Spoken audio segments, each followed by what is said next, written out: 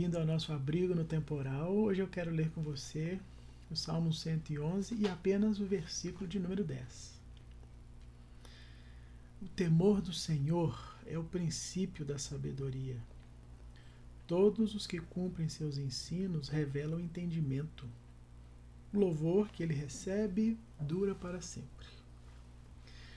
Este salmo começa com uma convocação para que todos rendam graças ao Senhor de coração na reunião dos justos, na grande assembleia.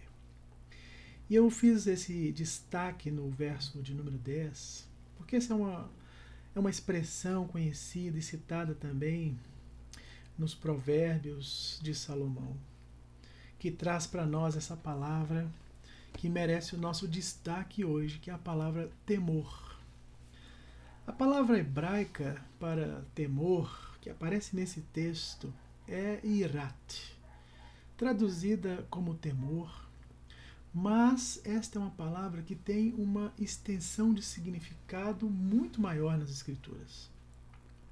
Esta palavra pode se referir ao medo que nós sentimos como antecipação de algum perigo, de algum sofrimento, mas também pode indicar uma admiração, uma reverência.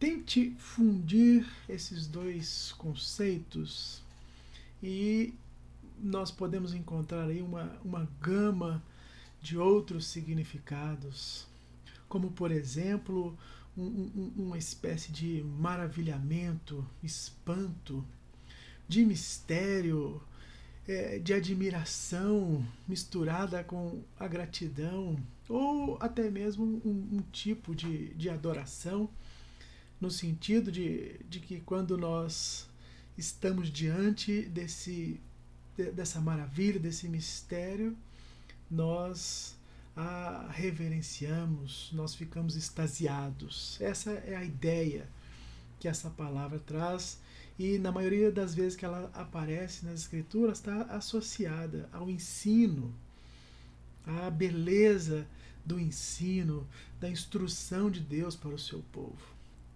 Os sábios judeus, alguns rabinos, comentavam essa palavra e faziam uma relação de irat com re'e, que é a raiz da palavra ver. E eles diziam assim: quando nós realmente vemos a vida como ela é, seremos preenchidos com uma admiração e temor sobre a glória de quem Deus é. Então nada mais vai parecer comum, trivial ou insignificante. Isso é lindo, porque neste aspecto o temor a Deus passa a ser então uma espécie de consciência interna da presença santa de Deus, do que exatamente significa estar na presença de Deus, ser visto por Deus.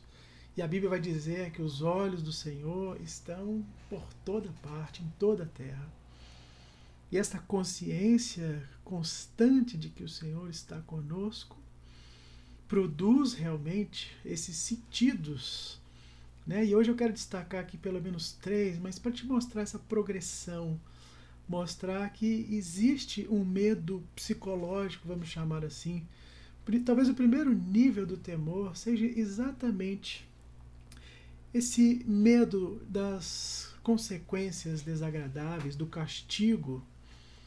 É a maneira como nós realmente temos o costume de nos referir a medo. Muitas pessoas podem olhar para Deus e sentir medo de Deus, como se ele estivesse lá longe, inatingível, pronto para nos punir. Então essa tentativa que temos, né, de alguma maneira nos esquivar do sofrimento, né, fugir desse medo das coisas, tem sim uma relação com esse primeiro nível, vamos chamar assim, do temor. E o temor pode também ser uma espécie de remorso ou alguma culpa quando alguém quebra a lei de Deus. Toda pessoa, quando comete um erro, ela sabe que, lá no seu íntimo, que alguma coisa se quebrou.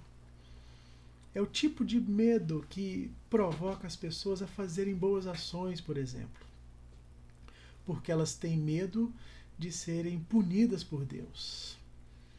Elas têm medo de não saber aonde vão passar a eternidade, por exemplo. Então, esse é um conceito básico de um certo tipo de ciclo moral de causa e efeito. Mas hoje eu quero, com base nesse salmo, eu quero que você leia com esse entendimento, que talvez seja o mais valioso, e é exatamente o que nós percebemos aqui quando Davi exalta as grandes obras do Senhor, ou o salmista exalta as obras do Senhor e todas as maravilhas que ele fez. Nesse nível de temor, porque o salmo termina falando do temor a Deus, existe uma profunda reverência. Note isso nesse verso que acabamos de ler. O temor do Senhor é o princípio da sabedoria. Todos os que cumprem os seus ensinos revelam o entendimento, e o louvor que ele recebe, o louvor que Deus recebe desta pessoa que o teme com uma profunda reverência à vida, ao que Deus faz, ao modo como nós percebemos a realidade. E nesse sentido, os rabinos têm muita razão, porque se o temor está associado a ver, também precisa modificar a forma como nós percebemos a realidade. É nesse nível de reverência profunda que nós discernimos a presença de Deus em todas as coisas. É através desta conexão que não diminui quem Deus é, essa percepção de que Deus é altíssimo, Ele é grande, Ele executa todas as suas obras de majestade, Ele mostrou o seu poder e as suas obras ao seu povo, como está aí no versículo 6. É nesta reverência, é com este reconhecimento de quem Deus é, que nós podemos contemplar a sua glória e majestade. E como um rei bondoso, não um rei tirano, perceba que a palavra temor faz exatamente esse gradiente, esse espectro que vai de uma espécie de tirania, se você olhar para ele com esse medo psicológico, ou nesse sentido mais profundo da espiritualidade cristã, que vê Deus como um pai amoroso. E Deus é assim mesmo, ele tem essa dupla manifestação para afastar o que ele não quer perto de si, mas também de aproximar aqueles que ele ama. E eu quero te dizer hoje, quero orar com você assim, que o Senhor possa nos ajudar a vê-lo com essa reverência que brota de um amor profundo por quem ele é e pelo que ele fez na história e faz por nós. Então, Senhor, pedimos humildemente que nos ajude a contemplar a tua majestade e a beleza da tua presença. Te pedimos isso, Senhor, no nome do teu Filho Jesus Cristo. Que o Senhor encha o teu coração de paz e que o temor do Senhor possa fazer com que os seus olhos se abram para a grande beleza e realidade que Deus tem todo o poder nas suas mãos. Que o Senhor te abençoe.